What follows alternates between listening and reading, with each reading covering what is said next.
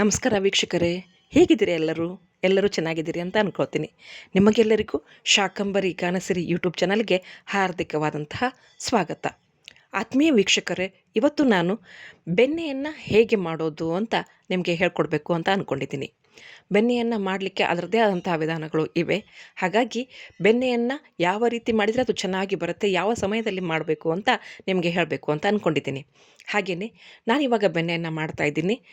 ನಾನು ಮೊದಲಿಗೆ ಹಾಲನ್ನು ಚೆನ್ನಾಗಿ ಮಂದ ಉರಿಯನ್ನು ಇಟ್ಟು ಕಾಯಿಸಿಕೊಂಡು ಅದು ಕೆನೆ ಬಂದ ನಂತರದಲ್ಲಿ ಆ ಒಂದು ಕೆನೆಗೆ ಉಗುರ ಬೆಚ್ಚನ ಹಾಲಿನ ಕೆನೆಗೆ ಹೆಪ್ಪನ್ನು ಹಾಕಿ ಇಟ್ಟಿರ್ತೀವಿ. ಎಲ್ಲರೂ ಹಾಗೆ ಮಾಡಿರ್ತಾರೆ. ಆ ಒಂದು ಹೆಪ್ಪನ್ನು ಹಾಕಿಟ್ಟುಕೊಂಡಂತಹ ಹಾಲು ಮರುದಿನ ಅದು ಮೊಸರಾಗಿರುತ್ತೆ.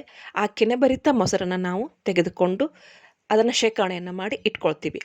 ಶೇಖರಣೆಯನ್ನು ಮಾಡಿ ಇಟ್ಕೊಂಡಂತಹ ಕೆನೆಯನ್ನು ಒಂದು 4 ದಿನಗಳ ನಂತರ ಅಥವಾ 5-6 ದಿನಗಳ ನಂತರ ನಾವು ಅದನ್ನು ಮಜ್ಜಿಗೆಯನ್ನಾಗಿ ಕಡಿದು ಅದರಿಂದ ಬೆಣ್ಣೆಯನ್ನು ತೆಗೆದುಕೊಳ್ತೀವಿ.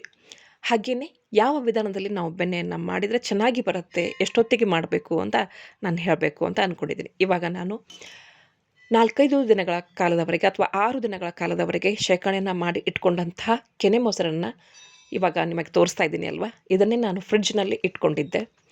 ಹಾಗೇ ಫ್ರಿಡ್ಜ್ ಇಲ್ಲದೇ ಇರೋರು ಹಾಗೆಯೇ ಕೂಡ ಇಟ್ಕೊಂಡಿರ್ತಾರೆ ಅದನ್ನು ಶೇಖರಣೆಯನ್ನು ಮಾಡಿ.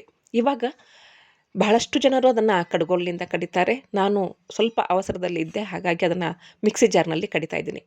ಮಿಕ್ಸಿ ಜಾರ್ನಲ್ಲೇ ಆಗಲಿ ಅಥವಾ ಕಡ್ಗೋಲಿನಿಂದ ಕಡಿಯುವಾಗಲೇ ಆಗಲಿ ಅದಕ್ಕೆ ನಾವು ಒಂದಿಷ್ಟು ಫ್ರಿಡ್ಜ್ನಲ್ಲಿ ತಂಪಾದ ನೀರನ್ನು ಇಟ್ಕೊಂಡಿದ್ರೆ ಚೆನ್ನಾಗಿರುತ್ತೆ. ಅದು ತುಂಬ ಬೇಗನೆ ಬೆಣ್ಣೆ ಬರುತ್ತೆ. ಹಾಗಾಗಿ ಬೆಳಗಿನ ಸಮಯದಲ್ಲಿ ನಮ್ಮ ಹಿಂದಿನ ಹಿರಿಯರು ಇವಾಗ ಕೂಡ ಬೆಳಗಿನ ಸಮಯದಲ್ಲಿ ಮಜ್ಜಿಗೆಯನ್ನು ಕಡಿತಾರೆ, ಬೆಣ್ಣೆಯನ್ನು ತೆಗಿತಾರೆ. ಬೆಳಗಿನ ಸಮಯದಲ್ಲಿ ತಂಪಾದ ಸಮಯದಲ್ಲಿ ತೆಗೆದಾಗ ಅದು ತುಂಬ ಚೆನ್ನಾಗಿ ಬರುತ್ತೆ. ಇವಾಗ ನಾನು ಬೆಳಗ್ಗೆನೇ ಮಾಡ್ತಾಯಿದ್ದೀನಿ, ಆದರೂ ಕೂಡ ಫ್ರಿಡ್ಜ್ನಲ್ಲಿ ಇರ್ತಕ್ಕಂಥ ನೀರನ್ನು ಈ ಒಂದು ಕೆನೆ ಮೊಸರಿಗೆ ಹಾಕ್ಕೊಂಡಿದ್ದೀನಿ. ಇವಾಗ ನಾನು ಅದನ್ನು ಮಿಕ್ಸಿ ಮಾಡ್ಕೊಳ್ತಾ ಇದ್ದೀನಿ.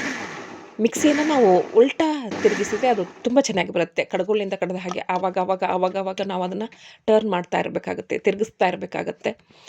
ಹಾಗಾದಾಗ ಮಾತ್ರ ಈ ರೀತಿಯಾಗಿ ಅದು ಚೆನ್ನಾಗಿ ಬರಲಿಕ್ಕೆ ಸಾಧ್ಯ ಆಗುತ್ತೆ. ಮಿಕ್ಸಿನಲ್ಲಿ ಕೂಡ ತುಂಬ ಚೆನ್ನಾಗಿ ಬೆಣ್ಣೆಯನ್ನು ತೆಗೆಯಬಹುದು ನಾವು. ನೋಡಿದ್ರಲ್ಲ ವೀಕ್ಷಕರೇ, ಈ ರೀತಿಯಾಗಿ ಬೆಣ್ಣೆ ಬರುತ್ತೆ. ಈ ರೀತಿ ಬೆಣ್ಣೆಯನ್ನು ತೆಗೆಯೋದು ತುಂಬಾ ಚೆನ್ನಾಗಿ ಬರಲಿಕ್ಕೆ ಸಾಧ್ಯ ಆಗುತ್ತೆ ಬೆಳಗ್ಗೆ ಮಾಡಿದಾಗ.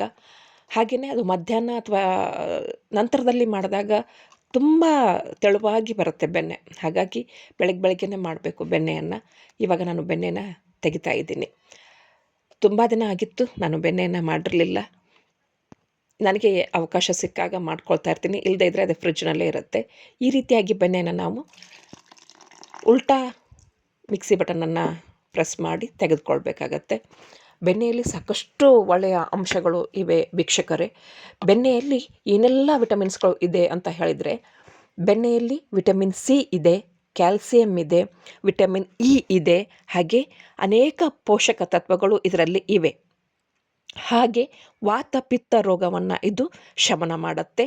ಹಾಗೆ 150 ಕಾಯಿಲೆಗಳನ್ನು ಬರದಂತೆ ಇದು ಹಾಗೆಯೇ ವೀಕ್ಷಕರೇ, ಬೆಣ್ಣೆಯಲ್ಲಿ ಒಳ್ಳೆಯ ಕೊಬ್ಬಿನಾಂಶ ಇರುತ್ತೆ. ಒಳ್ಳೆಯ ಕೊಬ್ಬಿನಾಂಶ ದೇಹದಲ್ಲಿ ಶೇಖರಣೆಯನ್ನು ಮಾಡಿ ಬೆಣ್ಣೆ ಕೆಟ್ಟ ಕೊಲೆಸ್ಟ್ರಾಲನ್ನು ಹೊಡೆದೋಡಿಸುತ್ತೆ. ಕೆಟ್ಟ ಕೊಬ್ಬಿನಾಂಶವನ್ನು ಇದು ಹೊಡೆದೋಡಿಸ್ಲಿಕ್ಕೆ ಸಹಕಾರಿಯಾಗುತ್ತೆ. ಹಾಗೆ ಬೆಣ್ಣೆಯನ್ನು ತಿನ್ನೋದ್ರಿಂದ ನಮ್ಮ ದೇಹದ ಆಲಸತನವನ್ನು ಇದು ಹೊಡೆದೋಡಿಸುತ್ತೆ. ನಾವು ತುಂಬ ಬೆಳಗ್ಗೆ ಎದ್ದಾಗ ಕೆಲವೊಂದು ಸಲ ಆಲಸ್ಯತನವನ್ನು, ದರಿದ್ರತನವನ್ನು ಮಾಡೋದುಂಟು. ಬೇಜಾರಾಗಿದೆ ಇವತ್ತು, ಯಾಕೋ ಮೂಡ್ ಸರಿ ಇಲ್ಲ ಅಂತ ಅನ್ಕೋತಾ ಇರ್ತೀವಿ. ಅದೆಲ್ಲವನ್ನು ಹೊಡೆದೋಡಿಸ್ಲಿಕ್ಕೆ ದಿನನಿತ್ಯವೂ ಸ್ವಲ್ಪ ಆಹಾರ ಕ್ರಮದಲ್ಲಿ ಬೆಣ್ಣೆಯನ್ನು ತಿನ್ನೋದನ್ನು ಅಳವಡಿಸ್ಕೊಳ್ಬೇಕಾಗತ್ತೆ. ಹಾಗೆ ಇದು ನಮ್ಮ ದೇಹದ ಉಷ್ಣತೆಯನ್ನು ತಡೆ ಹಿಡಿಯುತ್ತೆ. ಥೈರಾಯ್ಡ್ಗೆ ಇದು ತುಂಬಾ ಒಳ್ಳೆಯದು. ಇದರಲ್ಲಿ ವಿಟಮಿನ್ ಎ ಇರೋದ್ರಿಂದ ಇದು ಥೈರಾಯ್ಡ್ಗೆ ತುಂಬಾ ಒಳ್ಳೆಯದು. ಹಾಗೆ ಚಿಕ್ಕ ಮಕ್ಕಳಿಗೆ ಮೆದುಳಿನ ಬೆಳವಣಿಗೆಗೆ ಇದು ತುಂಬಾ ಸಹಕಾರಿಯಾಗಿದೆ. ಹಾಗಾಗಿ ಬೆಣ್ಣೆಯನ್ನು ಮಾಡಿದಾಗ ಒಂದು ಬೆಣ್ಣೆಯ ಗುಂಡವನ್ನು ಮಕ್ಕಳಿಗೆ ತಿನ್ನಲಿಕ್ಕೆ ಕೊಡ್ತೀವಿ ಅಲ್ವಾ. ಹಾಗೆಯೇ ದೋಸೆ, ಇಡ್ಲಿ, ರೊಟ್ಟಿ, ಚಪಾತಿ ಎಲ್ಲದರಲ್ಲೂ ಕೂಡ ನಾವು ಬೆಣ್ಣೆಯನ್ನು ಮಕ್ಕಳಿಗೆ ಹಾಕಿ ಕೊಡ್ತಾ ಇರ್ತೀವಿ. ಇದು ಮಗುವಿನ ಬೆಳವಣಿಗೆಗೆ, ಮೆದುಳಿನ ಬೆಳವಣಿಗೆಗೆ ಕೂಡ ಇದು ತುಂಬಾ ಸಹಕಾರಿಯಾಗಿದೆ. ಹಾಗೆಯೇ ವೀಕ್ಷಕರೇ, ಇದು ಒಂದು ಎನರ್ಜಿ ಬೂಸ್ಟರ್ ಇದ್ದ ಹಾಗೆ, ನಾವು ಸದಾ ಚಟುವಟಿಕೆಯಿಂದ ಇರೋ ಹಾಗೆ ಇದು ನೋಡಿಕೊಳ್ಳುತ್ತೆ.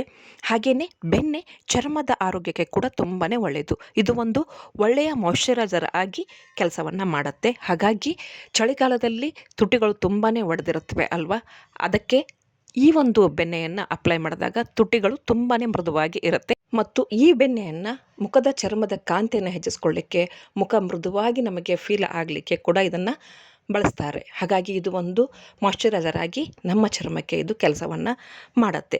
ಹಾಗೆಯೇ ವೀಕ್ಷಕರೇ, ಬಾಯಿ ಹುಣ್ಣಿಗೆ ಇದು ತುಂಬಾ ಪ್ರಯೋಜನಕಾರಿಯಾಗಿದೆ. ಬಾಯಲ್ಲಿ ಹುಣ್ಣಾಗಿರುತ್ತವೆ, ಅದಕ್ಕೆ ಈ ಒಂದು ಬೆಣ್ಣೆಯನ್ನು ಅಪ್ಲೈ ಮಾಡಿದಾಗ ಬಾಯಿ ಹುಣ್ಣು ಮಾಯವಾಗಿ ಬಾಯಿ ತುಂಬ ಮೃದುವಾಗಿ ಇರಲಿಕ್ಕೆ ಇದು ಸಹಕಾರಿ ಆಗತ್ತೆ. ಹಾಗೆ ಇದು ನಮ್ಮ ದೇಹಕ್ಕೆ ಶಕ್ತಿಯನ್ನು ಕೊಡುತ್ತೆ. ಹಾಗೆ ಈ ಒಂದು ಬೆಣ್ಣೆಯನ್ನು ಸೇವಿಸುವುದರಿಂದ ಮಲಬದ್ಧತೆ ನಿವಾರಣೆ ಆಗತ್ತೆ ಮತ್ತು ನಿದ್ರಾಹೀನತೆಯಿಂದ ಬಳಲುವವರು ದಿನನಿತ್ಯವೂ ತಮ್ಮ ಪ್ರತಿನಿತ್ಯದ ಆಹಾರ ಕ್ರಮದಲ್ಲಿ ಇತಿಮಿತಿಯಲ್ಲಿ ಬೆಣ್ಣೆಯನ್ನು ಸೇವಿಸೋದ್ರಿಂದ ನಿದ್ರಾಹೀನತೆಯ ಸಮಸ್ಯೆಯು ಕೂಡ ತುಂಬಾ ದೂರ ಆಗುತ್ತೆ. ಹಾಗೆ ಬೆಣ್ಣೆ ನಮ್ಮ ದೇಹಕ್ಕೆ ತಂಪನ್ನು ಕೊಡುತ್ತೆ. ನೋಡಿದ್ರಲ್ಲ ವೀಕ್ಷಕರೇ, ಏನೆಲ್ಲ ಪ್ರಯೋಜನಗಳು ನಮ್ಮ ದೇಹಕ್ಕೆ ಬೆಣ್ಣೆಯನ್ನು ತಿನ್ನೋದ್ರಿಂದ ಆಗತ್ತೆ ಅಂತ. ಹಾಗಾಗಿ ನಾವು ಬೆಣ್ಣೆಯನ್ನು ನಮ್ಮ ದಿನನಿತ್ಯದ ಆಹಾರ ಕ್ರಮದಲ್ಲಿ ನಮ್ಮ ಇತಿಮಿತಿಯಲ್ಲಿ ನಾವು ಈ ಒಂದು ಬೆಣ್ಣೆಯನ್ನು ಸೇವಿಸಿದರೆ ಸಾಕಷ್ಟು ರೋಗಗಳಿಂದ ನಾವು ಮುಕ್ತಿಯನ್ನು ಪಡಿಬೋದು. ಹಾಗೆ 150 ಕಾಯಿಲೆಗಳು ಬರದಂತೆ ಈ ಬೆಣ್ಣೆ ತಡೆಯುತ್ತೆ. ಹಾಗಾಗಿ ಪ್ರತಿನಿತ್ಯದ ನಮ್ಮ ಆಹಾರ ಕ್ರಮದಲ್ಲಿ ಬೆಣ್ಣೆಯನ್ನು ಇತಿಮಿತಿಯಲ್ಲಿ ಸೇವಿಸೋಣ ಅಂತ ನಾನು ನಿಮಗೆ ಒಂದು ಕಿವಿ ಮಾತನ್ನು ಹೇಳ್ತಾ ಇದ್ದೀನಿ. ಹಾಗೆಯೇ ವೀಕ್ಷಕರೇ, ಹಿಂದಿನ ಕಾಲದಲ್ಲಿ ಜನರು ತಂಪಾದ ನೀರು ಬೇಕು ಮೊಸರನ್ನು ಮಜ್ಜಿಗೆಯಾಗಿ ಕಡೆದು ಬೆಣ್ಣೆಯನ್ನು ತೆಗಿಲಿಕ್ಕೆ ಅಂತ ಹೇಳಿದರೆ ರಾತ್ರಿ ಬೇಸಿಗೆ ಕಾಲದಲ್ಲಿ ನೀರನ್ನು ಹೊರಗಡೆ ತುಂಬಿ ಇಡ್ತಾ ಇದ್ರು ತಾಮ್ರದ ಕೊಡದಲ್ಲಿ. ಆ ನೀರು ಬೆಳಿಗ್ಗೆ ತಂಪಾಗಿರ್ತಿತ್ತು. ಹಾಗೆ ಬೆಳಗಿನ ಸಮಯದಲ್ಲಿ ಅವರು ಬೆಣ್ಣೆಯನ್ನು ತೆಗಿತಾ ಇದ್ರು. ಇವಾಗಲೂ ಕೂಡ ಚಳಿಗಾಲ ಆಗಿರೋದ್ರಿಂದ ನೀರು ತಂಪಾಗೇ ಇರುತ್ತೆ. ಒಳಗಡೆ ಇದ್ದರೂ ಹೊರಗಡೆ ಇದ್ದರೂ ನೀರು ತಂಪಾಗೇ ಇರುತ್ತೆ. ಬೆಣ್ಣೆ ಬೇಗನೆ ಬರುತ್ತೆ. ಹಾಗೆಯೇ ಬೆಣ್ಣೆಯನ್ನು ತೆಗೆದ ನಂತರದಲ್ಲಿ ನಾವು 6 ದಿನ ಅಥವಾ 1 ವಾರದ ಮೊಸರನ್ನ ತೆಗೆದು ಇಟ್ಕೊಂಡಿರ್ತೀವಿ ಅಲ್ವಾ, ಕೆನೆ ಮೊಸರನ್ನ. ಹಾಗಾಗಿ ಬೆಣ್ಣೆ ತೆಗೆದ ನಂತರದಲ್ಲಿ ಅದನ್ನು ಚೆನ್ನಾಗಿ ಮತ್ತೆ ನೀರನ್ನು ಹಾಕಿ ಸ್ವಚ್ಛವಾಗಿ ತೊಳೆದು ನಂತರ ಕಾಯಿಸಿ ಅದರಿಂದ ತುಪ್ಪವನ್ನು ತೆಗೆದುಕೊಳ್ಬೋದು. ಆತ್ಮೀಯ ವೀಕ್ಷಕರೇ, ನೀವಿನ್ನೂ ನನ್ನ ಶಾಕಂಬರಿ ಗಾನಸಿರಿ ಯೂಟ್ಯೂಬ್ ಚಾನಲನ್ನು ಸಬ್ಸ್ಕ್ರೈಬ್ ಮಾಡ್ಕೊಂಡಿಲ್ಲ ಅಂದರೆ ದಯವಿಟ್ಟು ನನ್ನ ಚಾನಲನ್ನು ಸಬ್ಸ್ಕ್ರೈಬ್ ಮಾಡ್ಕೊಳ್ಳಿ. ಹಾಗೆ ಈ ಒಂದು ವಿಡಿಯೋ ನಿಮಗೆ ಲೈಕ್ ಆಗಿದ್ದರೆ ಲೈಕ್ ಮಾಡಿ, ಶೇರ್ ಮಾಡಿ, ಹಾಗೆ ಕಮೆಂಟ್ ಮಾಡಿ. ಹಾಗೆಯೇ ಪಕ್ಕದಲ್ಲಿ ಇರತಕ್ಕಂಥ ಬೆಲ್ ಐಕಾನನ್ನು ಪ್ರೆಸ್ ಮಾಡಿ. ಹಾಗಾದಾಗ ಮಾತ್ರ ನನ್ನ ಎಲ್ಲ ನೋಟಿಫಿಕೇಷನ್ಗಳು ಮೊದಲು ನಿಮ್ಮನ್ನು ತಲುಪಲಿಕ್ಕೆ ಸಾಧ್ಯ ಆಗುತ್ತೆ. ಮತ್ತೊಂದು ವಿಡಿಯೋ ಜೊತೆಗೆ ನಿಮ್ಮೊಂದಿಗೆ ಮತ್ತೆ ಭೇಟಿಯನ್ನು ಆಗ್ತೀನಿ. ಸರ್ವೇ ಜನ ಸುಖಿನೋ ಭವಂತು, ಸನ್ಮಂಗಳಾನಿ ಭವಂತು. ಧನ್ಯವಾದಗಳು ವೀಕ್ಷಕರೇ.